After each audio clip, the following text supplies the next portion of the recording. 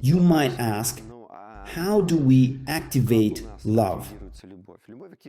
Love is activated very simply by how we react to ourselves when something happens.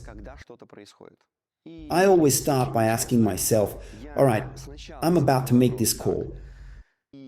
How would I want someone to talk to me if they were about to tell me exactly what I'm about to tell them?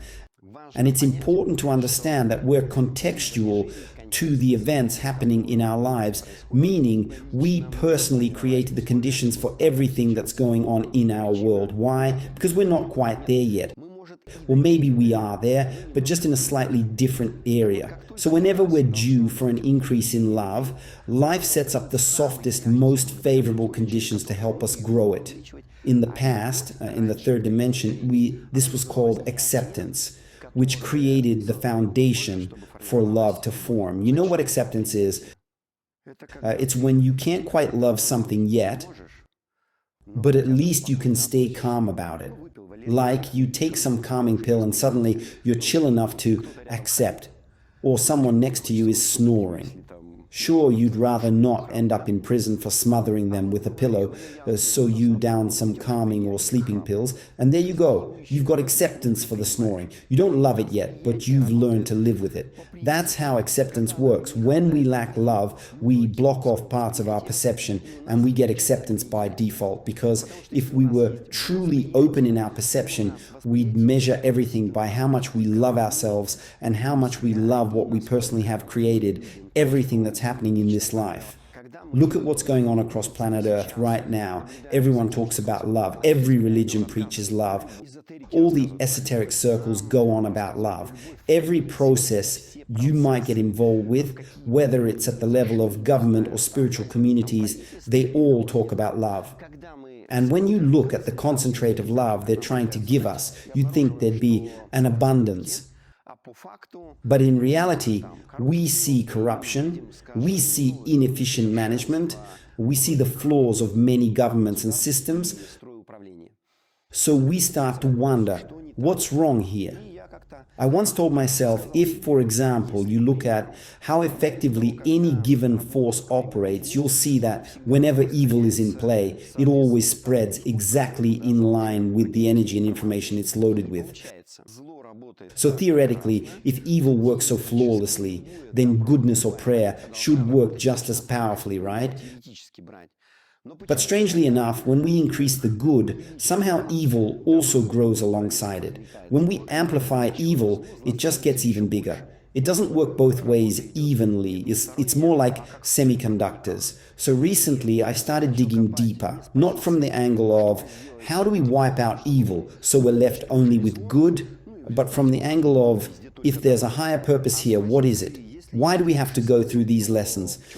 And the answers were super interesting, and they didn't even surprise me because they were so logical. It all comes down to this. There's a system of values that currently defines this world. Even when you read people who do channeling, they're pulling in all this information. I always ask, is there love in it? And I find that, well, not so much. Even if you do meet someone radiating true love, they're usually not very material. They're mostly wrapped up in spiritual practices that have nothing to do with physical life here and now. So we end up either being extremely materialistic or extremely spiritual. And basically, when we go full spiritual, we scale up but become vulnerable in areas like physical, health, finances, and relationships. When we go full material, we might achieve some security here, but our intuition totally shuts down.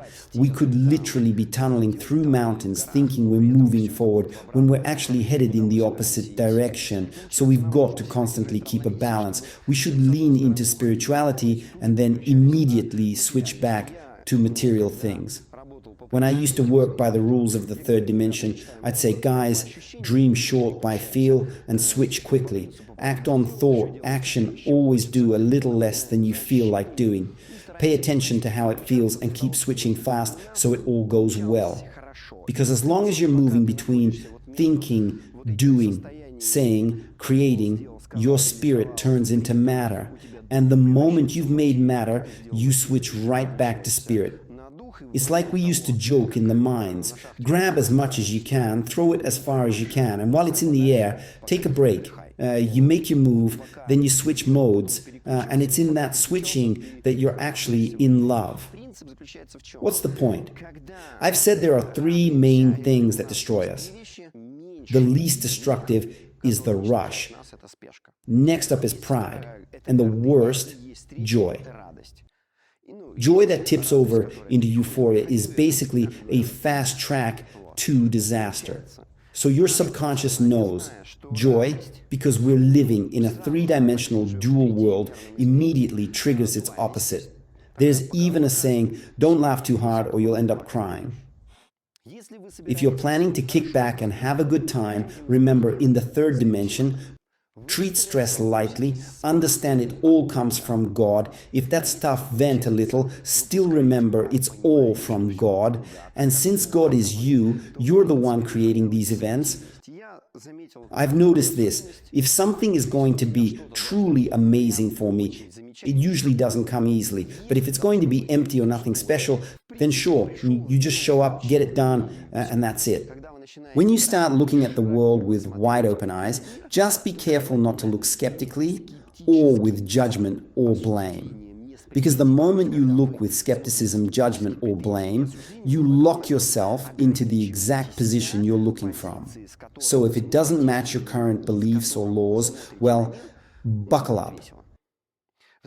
Now, I'm going to explain this on a few levels to make it easier. But I really want you to keep just one mindset, one that'll serve you your whole life. Ask yourself about yourself. How much love do I feel when I listen? How much love do I feel when I watch, when I think, when I act? That's it. Love is uniqueness. Meaning, what can I take from this as an experience that I can actually use? When I was reading Ray Dalio, the American billionaire investor, I loved his writing because his worldview, his approach to life is so close to mine.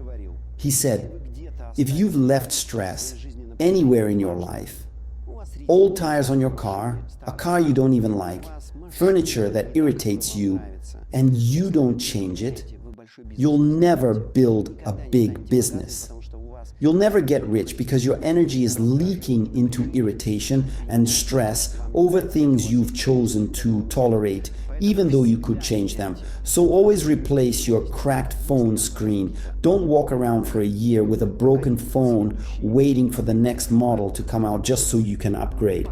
Because here's the law, or I've seen it in my own life. Money is a tool. Money is energy. And you can have plenty of it in your life if you allow yourself to have what brings you joy. And if you allow yourself to connect and interact with people you genuinely like.